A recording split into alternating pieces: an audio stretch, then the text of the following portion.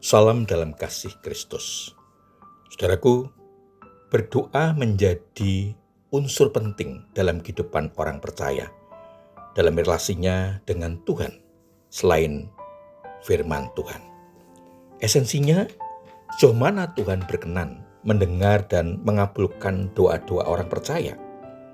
Dalam hal ini, unsur iman juga mempunyai peran penting.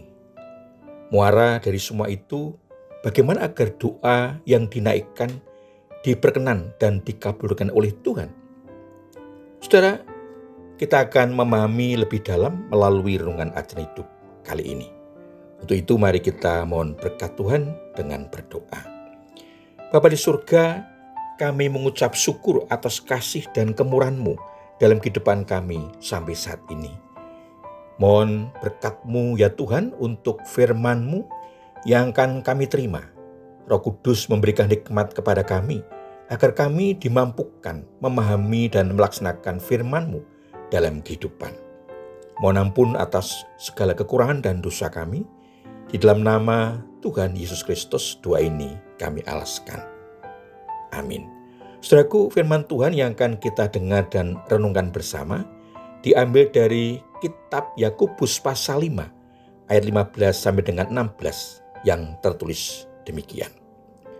Doa yang lahir dari iman akan menyelamatkan orang sakit itu, dan Tuhan akan membangunkan dia jika ia telah berbuat dosa. Dosanya itu akan diampuni. Karena itu hendaklah kamu saling mengaku dosamu dan saling mendoakan supaya kamu sembuh. Doa orang yang benar sangat besar kuasanya dan ada hasilnya. Demikian firman Tuhan. Saudara yang dikasihi Tuhan Yesus Kristus, bagian firman Tuhan ini diberi tema doa orang benar besar kuasanya.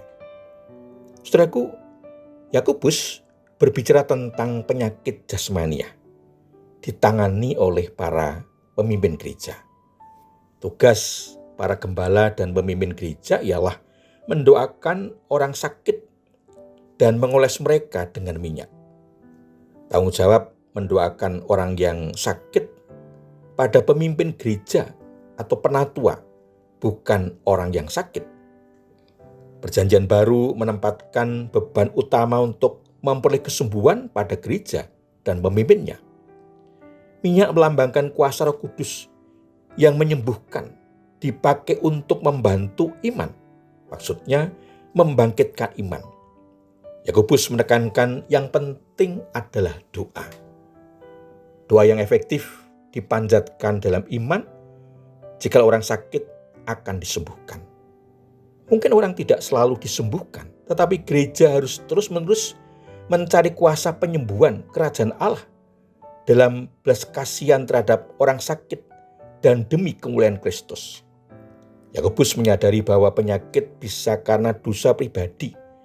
Maka orang yang sakit perlu introspeksi dan berdoa, mohon ampun, dan bertobat atas dosa yang telah dilakukan. Dan kalau berhubungan dengan orang lain, harus diakui. Oleh karena itu, doa yang sungguh-sungguh bagi satu dengan yang lain harus dipanjatkan kepada Allah. Dosa dalam gereja menghalangi doa orang percaya, serta merintangi kuasa penyembuhan Allah dinyatakan dalam jemaat. Saudaraku, Yakobus menekankan di ayat 16, doa orang benar bila dengan yakin didoakan sangat besar kuasanya. Artinya, doa itu akan memberi dampak, menunjukkan hasil, dan membawa perubahan terhadap hal-hal yang lain. Antara lain, yang pertama, mendekatkan kepada Allah. Artinya, doa yang dilandasi keyakinan membuat orang semakin dekat dengan Allah, mempunyai relasi pribadi dengan Allah. Yang kedua, membuka jalan kehidupan yang senantiasa disertai dan dipimpin oleh Roh Kudus. Yang ketiga, mendatangkan kuasa karunia untuk melayani dengan penuh pengabdian. Yang keempat, kehidupan rohaninya semakin terbangun sehingga mendewasakan iman. Yang kelima, memberikan wawasan tentang kasih dan pemeliharaan Kristus terhadap orang benar. Yang keenam, membangun kepekaan untuk dapat memahami kehendak Allah dalam kehidupannya. Yang ketujuh, menolong dan memampukan untuk mengalahkan iblis. Yang kedelapan, mendatangkan kesembuhan. Yang kesembilan, menghadirkan kasih karunia, kemurahan dan sejahtera. Yang kesepuluh, melepaskan dari kesulitan bahkan penderitaan hidup. Yang kesebelas, membawa hidup untuk memuliakan Allah dengan pujian dan pengucapan syukur. Yang 12, menjadikan kehadiran Kristus nyata dalam kehidupan. Yang ke-13, memastikan akan keselamatan di dalam Kristus sampai akhir. Puji Tuhan, luar biasa. Begitu banyaknya berkat yang dianugerahkan Tuhan bagi orang yang hidup benar di dalam Tuhan Yesus Kristus. Saudaraku yang dikasihi Tuhan Yesus Kristus, berkat-berkat yang luar biasa itu juga akan diterima oleh setiap orang percaya yang hidup benar di hadapannya melalui doa-doa yang benar yang mendatangkan kuasa. Tuhan Yesus memberkati. Amin. Mari kita menaikkan syukur kepada Tuhan di dalam doa.